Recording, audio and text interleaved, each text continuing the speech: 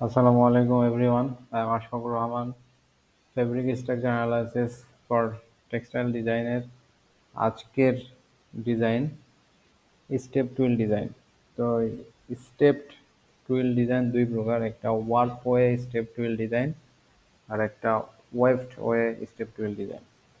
তো এখন যে ভিডিওটা আমাদের এটা warp way step twill design.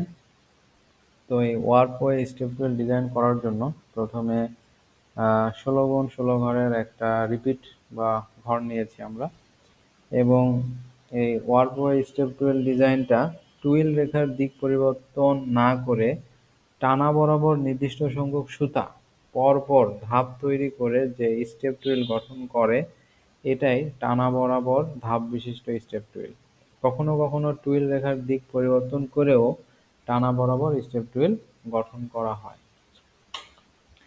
তো সেক্ষেত্রে আমরা প্রথমে যেটা রিপিট নিয়েছি আমরা সেখানে 2 আপ 2 ডাউনের একটা টুইল নিব। 2 আপ 2 ডাউন আমরা দেখি কতটুকু নিতে পারি। 2 আপ 2 ডাউনের আমরা একটা টুইল নিচ্ছি। 2 আপ 2 ডাউন আমাদের যে ডিজাইন করব আমরা সেই 2 আপ 2 ডাউনের একটা টুইল নিচ্ছি আমরা। সেক্ষেত্রে আমরা দেখতে পাচ্ছি এখানে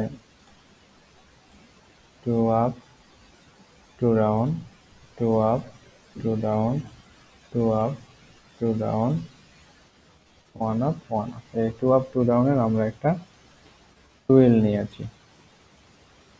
এটা আমাদের পর্যায়ক্রমে দিক পরিবর্তন না করে বা অনেক সময় দিক পরিবর্তন করে আমাদের স্টেপ টুইল মানে ধাপে ধাপে টুইল তৈরি করতে হবে। তো আমাদের এই ধাপে ধাপে টুইল করার জন্য প্রথমে যেটা করতে হবে এখানে আমাদের মার্ক করতে হবে, যেটা 1 নম্বর সুতা, এটা 2 নম্বর, 3 নম্বর সুতা এবং এটা 4 নম্বর সুতা। তো সেক্ষেত্রে যখন আমরা এই ধাপ করতে যাব পরের যে অংশটা সেই ধাপটা হবে আমার, যেহেতু এটা প্রথম ধাপ ছিল 1 2 3 4, পরের ধাপ হবে 2 3 4 8। সেক্ষেত্রে আমরা আগে বসে নিব 2 3 4 1। তাহলে আমাদের পরের ধাপটা আমরা বুঝতে পারলাম। অতএব এখানে যে আমার 2 নম্বর সুতা ছিল, আমি যদি এখান থেকে সেই সুতাটা এখানে নিয়ে আসি, 2 নম্বর সুতা ঠিক যেভাবে ছিল আমি ঠিক সেভাবে এখানে বসায় দিলাম। তাহলে এখানে আমার 2 নম্বর। তাহলে 3 নম্বর সুতা আমার ঠিক যেভাবে ছিল এখানে আমার বসাতে হবে 3 নম্বর সুতা। দেন আমার বলছে সূত্রে 4 নম্বর সুতা, তাহলে 4 নম্বর সুতা ঠিক যেভাবে আছে আমি ঠিক সেভাবে 4 নম্বর সুতা বসায় দিলাম। এরপর 1 নম্বর সুতা যেভাবে আছে ঠিক সেভাবে আমি 1 নম্বর সুতাটা বসায় দিলাম। এই হলো আমার স্টেপ টুইলের প্রথম এবং দ্বিতীয় ধাপ। তৃতীয় ধাপে আমরা দেখতে পাচ্ছি আর একটা কালার করেছি।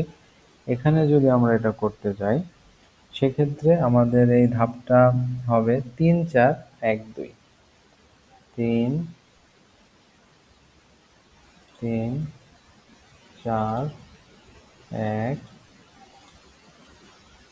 2। সেক্ষেত্রে আমার 3 4 1 2, তাহলে 3 নম্বর সুতাটা আমার যেভাবে আছে এখানে আনতে হবে। 3 নম্বর সুতাটা ঠিক যেভাবে আছে আমরা ঠিক সেভাবে বসায় দিলাম। তাহলে 4 নম্বর সুতাটা আমার যেভাবে আছে 4 3 4, দেন আমার 1 নম্বর সুতাটা যেভাবে আছে 1 নম্বর সুতা, এরপর আমার আছে 2, তাহলে 2 নম্বর সুতা